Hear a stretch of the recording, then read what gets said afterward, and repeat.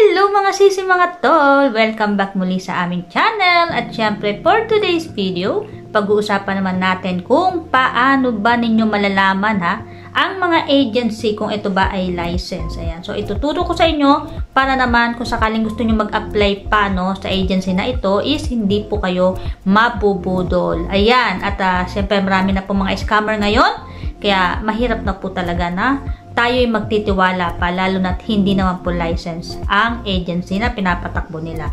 Pero bago po yan, gusto ko po muna i-shout out ayan ang ating mga subscribers at mga kaibigan. Siyempre, si Buscarag, ayan, si Idol Buscarag from Toronto, Canada. Ayan, na siyempre sa kanyang honey, ayan. At siyempre kay SS Andaya ng Singapore at kay Bea Arts, ayan, na isang subscriber din natin na dumating na rin dito sa Cyprus last August pa.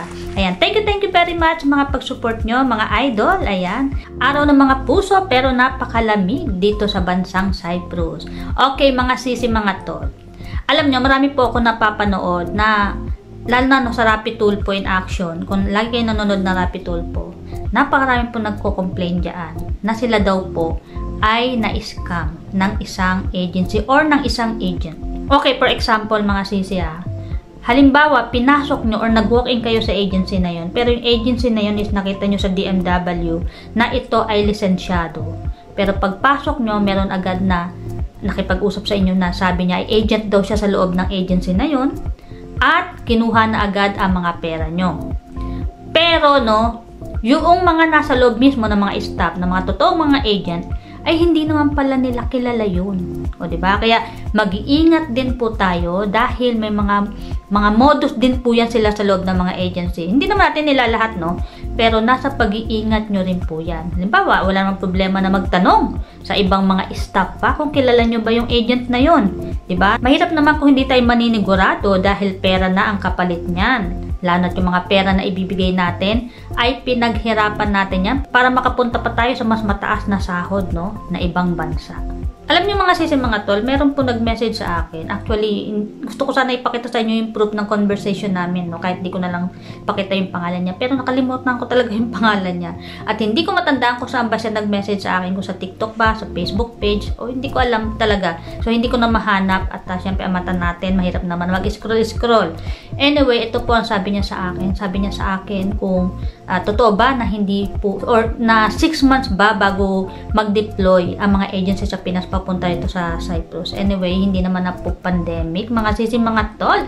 Kaya anytime kung meron pong amo mula dito na nangangailangan ng girl papunta ito sa Cyprus, is agad-agad naman po talaga, lalo't may mga aplikante, mapapaalis at mapapaalis po yan. So, wag po kayong maniniwala na wala pong deployment pa dito sa Cyprus. Ang sabi niya sa akin is nagkakilala lang daw sila sa Facebook ng agent na ito at nakapagbigay na raw po siya ng 50k.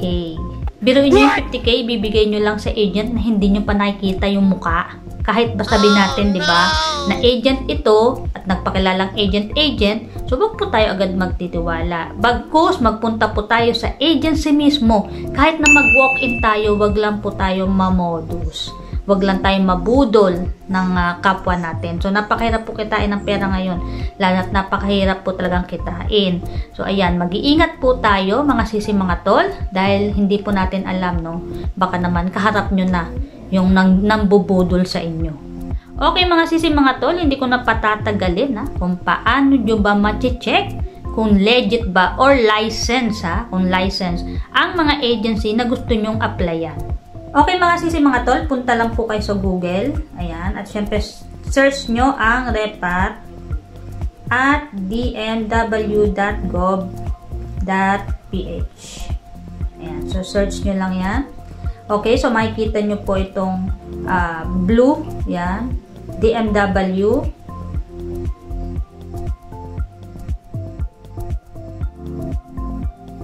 Okay, so kapag na-open nyo na po, punta lang po kayo dito sa license, ayan, recruitment agencies. Ayan. So, click nyo lang yan, license, recruitment agencies. At kung meron kayong agency na gusto nyong i-search or malaman kung license ba, halimbawa is Bison Management Corporation. Halimbawa, Bison Management Corporation. Ito nagpapalit din to papuntang Cyprus. Ayan. So, search nyo lang. Dito natin malalaman kung license ba ang Bison Management Corporation. Ito na po ang labas niya. Yes, valid license. Ayan, valid license siya. So, ang kanyang expiration date ay sa December 2026. Ayan. So, ganyan lang po ang gagawin nyo, mga sisi mga tol, para malaman nyo kung license ba ang agency na gusto nyong applyan. So, very easy lang, di ba mga sisi mga tol? Dahil alam nyo sa panahon ngayon mga sisi, napakarami na pong mga manluloko, kaya wag po tayong papaloko. Dahil napakahirap po kitain ng pera. Ayan, so isipin natin na dapat tayo ay maging mautak sa lahat ng bagay sa ngayon. At syempre mga sisi mga tol, kung nagustuhan nyo ang video ito, syempre don't forget to subscribe at syempre click nyo rin ang bell button para palagi po kayo manonotify sa mga next na video namin ito. See you again on the next vlog. Bye-bye!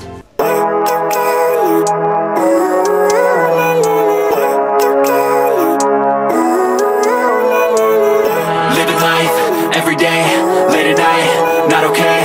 All I want, and I pray, all I need are some better days.